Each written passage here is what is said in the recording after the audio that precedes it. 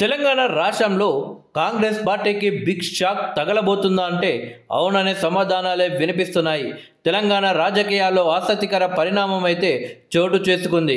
BRS నుంచి party ఫిరాయించి కాంగ్రెస్లోకి వెళ్లిన పటాన్చెరు ఎమ్మెల్యే గూడెం మైపాల్ రెడ్డి మళ్ళీ బీఆర్ఎస్ అధినేత కేసీఆర్ను కలిశారు. బుధవారం బడ్జెట్ సమావేశాల సందర్భంగా అసెంబ్లీకి వచ్చిన కేసీఆర్ను ఎమ్మెల్యే గూడెం ఆయన ఛాంబర్కు వచ్చి కలవడం రాజకీయంగా చర్చనీయాంశమవుతుంది. కేసీఆర్ వద్దకు వెళ్లిన గూడెం త్వరలో జరగబోయే తన తమ్ముడి కుమారుడి పెళ్లికి రావాలి అని స్వయంగా ఆహ్వానించారు. గూడెం ఇచ్చిన కార్డును తీసుకొని చూసిన కేసీఆర్ పెళ్లికి తప్పకుండా వస్తానని చెప్పినట్లు సమాచారం. బీఆర్ఎస్ నుంచి ఎమ్మెల్యేగా గెలిచిన గూడెం మైపాల్ రెడ్డి బీఆర్ఎస్ను వీడి సీఎం రేవంత్ రెడ్డి సమక్షంలో ఇప్పటికే కాంగ్రెస్లో చేరిన విషయం తెలిసిందే.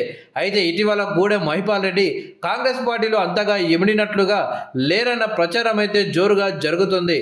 పటాన్చెరు నియోజకవర్గం నుంచి గత అసెంబ్లీ ఎన్నికల్లో కాంగ్రెస్ పార్టీ టికెట్పై పోటీ చేసి ఓడిపోయిన కాటా శ్రీనివాస్ నుంచి గూడెం ఇబ్బందులు ఎదుర్కొంటున్నారు.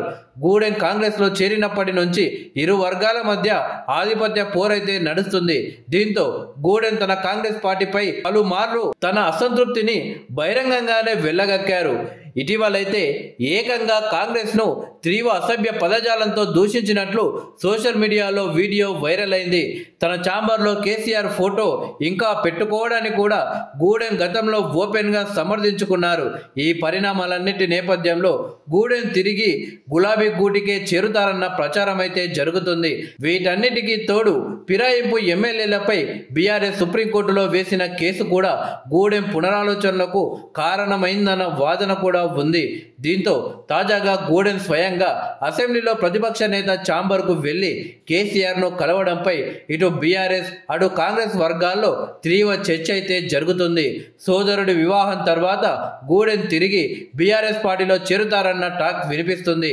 గూడెంతో పాటు బీఆర్ఎస్ నుంచి పార్టీ ఫిరాయించిన మిగిలిన ఎమ్మెల్యేలు కూడా కాంగ్రెస్ పార్టీపై అసంతృప్తితోనే ఉన్నారని, వారంతా కూడా త్వరలో కేసీఆర్తో భేటీ అయి తిరిగి గులాబీ కండువా కప్పుకుంటారని ప్రచారం జరుగుతుంది.